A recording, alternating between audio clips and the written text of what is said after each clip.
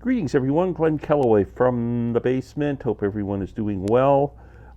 This video is about a band that I have had the most difficult time liking. And my circuitous, how's that for a word? That's better than eponymous. Circuitous route getting to this band. I'm talking about Genesis. So if we go back to the 70s in the heyday of Genesis and Yes, I hated both these bands. Did not get them at all. Yes has become one of my top 5, 6, 7 favorite bands of all time. Absolutely love them. Genesis, it hasn't been the case. I'm sorry. I didn't get the music at all back in the day. I would see pictures of them in concert and Peter Gabriel dressed up like a frickin', I don't know, it just bugged me. So I ignored them. I didn't know any name of anybody in the band. I don't think I even knew Peter Gabriel's name. I just knew the singer looked like a wanker to me, but that's just the way it was. Anyway, so here's what happened in over time. It's really strange. So this 1980, early 1980, Phil Collins releases a solo album called Face Value. He released a song called In the Air Tonight, and I vividly remember even where I was the first time I heard this song, sitting in a delivery van that I was driving at the time. That was my job. And this song came on the radio, and I went, what is that? That is freaking fantastic. I just loved that song. And the name Phil Collins. I didn't know Phil Collins with Genesis. This is a new name to me. So I'm loving that song. I buy the album Face Value, and I loved it. I wonder if I haven't heard it for years, and I wonder if it stands up, because a lot of people say Phil Collins music doesn't stand up anymore. I'm going to listen to it one day and see. Maybe I'll pick up a used CD or something. But anyway, so that's 1980. Or January 1981, I'm sorry. From there, I knew nothing about Genesis still. Nothing. 1986. Oh, the one song I did here I want to mention, Salisbury Hill. I knew that song. I kind of liked that song, but I thought everybody, even a blind squirrel catches a nut every once in a while. 1986. Again, I remember where I was. Peace River, Alberta. Look that up on a map if you don't think that's far. It's like 10 minutes from Santa's village, and I mean the real Santa. Anyway, I'm walking in a store called Village Sound, who these guys became friends of mine, actually owned the store. And I'm hearing a song being played. I'm thinking, I really like this song. It was Sledgehammer by Peter Gabriel. So I'm going, Peter Gabriel. It's the guy from Genesis. I bought that album So. Loved it. Loved it. That was my connections to Genesis. Was Peter Gabriel So, Phil Collins, Face Value.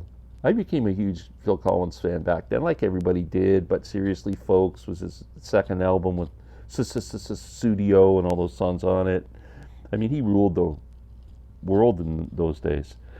So that was it. I've left it all behind. I tried to listen to The Lamb Lies Down on Broadway. Still to this day, don't understand one note of what the hell that thing's all about. I bought the Genesis albums as they came out with Phil Collins leading the band. I started to become a fan of that. I bought, I can't remember the name of the albums. The only thing I have of it right now is a comp, which has Turn It On Again, Invisible Touch, that was one of the albums, Mama, Land of Confusion, I Can't Dance, Follow You, Follow Me, I Hold My Heart, Abacab, I Know What It's Like, No Son of Mine, Tonight, Tonight, Tonight, In Too Deep, Jesus, He Knows Me, That's All, Misunderstanding, Throwing It All Away. I dug all that Phil Collins Genesis stuff and didn't like any of the Peter Gabriel Genesis stuff. Nothing. Okay, fast forward. Well, over the years, I've picked up a few CDs and tried them and didn't mind some stuff. Trick of the Tail, Trespass, Selling England by the Pound. They were albums that I like a couple of songs here and there on. Again, Lamb Lies Down on Broadway, but it's in my collection, but I don't get it. Anyway, next. I don't know how many years ago. Let me see when this came out. 2017. I heard this was a really good album, and I took a chance on it, bought it. Steve Hackett, Night Siren. Turns out Steve Hackett was the guitar player in Genesis. I didn't know that. So I really like this album. I think it's a great record. And that turned me on to Steve Hackett. Then I found out that he was with Genesis. And what else did I get from Steve Hackett? I think that was, I picked up this one, used, Voyage of the Acolyte, which is also a good album. I don't know if Steve Hackett's made a bad album. Wonderful guitar player, just great. Then a few years ago, Steve Hackett started touring and doing Genesis albums in their entirety, Genesis catalog, whatever. And I bought this set, Genesis Revisited, live at Hammersmith, and absolutely loved it. It's all Genesis songs. What am I talking about? The presentation of these songs on these live albums, because I think Steve Hackett brings the guitar up front, and he's such a fabulous guitar player. It really inspired me, and the performances are great. This particular one has a lot of special guests, like Nick Kershaw, John Wetton, Jacko Jaksic, who I'm a huge fan of, Amanda Lehman, and Steve Rothery. Extraordinary performance met with thunderous applause from an ecstatic audience. Enjoy 3 CD set plus a video. So now I'm a huge Steve Hackett fan. Bought this 4-album set, 4 CD set. Came with both Fantastic, Selling England by the Pound, and Spectral Mornings.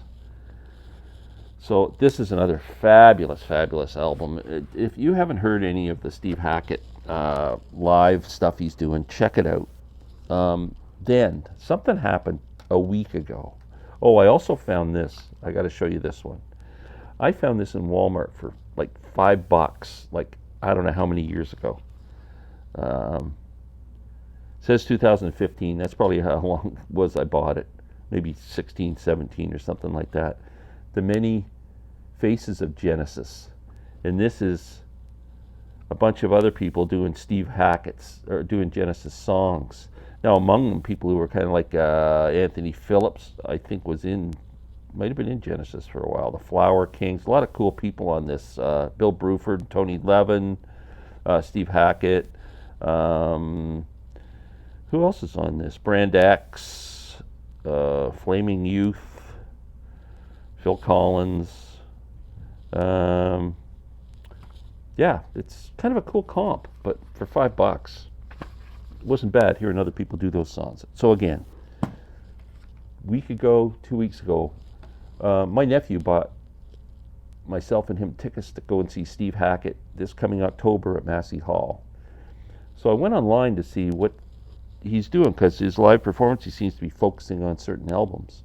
And it said he's doing Foxtrot in its entirety, and plus his own solo stuff and whatever.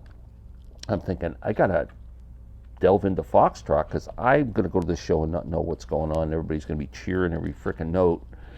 So I bought Foxtrot off of Amazon for like $9 or something. And I'm playing this. First time I played it, I liked it. Second time, I really liked it. Third time, I frickin' loved it. Now, to make a long story longer, I think I'm turned into a Genesis fan, and now I'm going to go back and revisit all those albums. This is a really good album, Foxtrot. So I think I may have broke the code. I think I may have broke the Genesis code. Now what I'm going to do is go back and listen to this. And this. And this. And this. And if there's any others that I'm missing that you see, you Genesis fans out there, that you think I should listen to, let me know. So, thanks to face value, so the night siren, I'm now considering myself getting close to being called a Genesis fan. And I think I love prog rock so much. It seems like a band I should love. So let's see what happens. Thanks for watching. I'll take your thumbs if you got them. Leave your thumbs.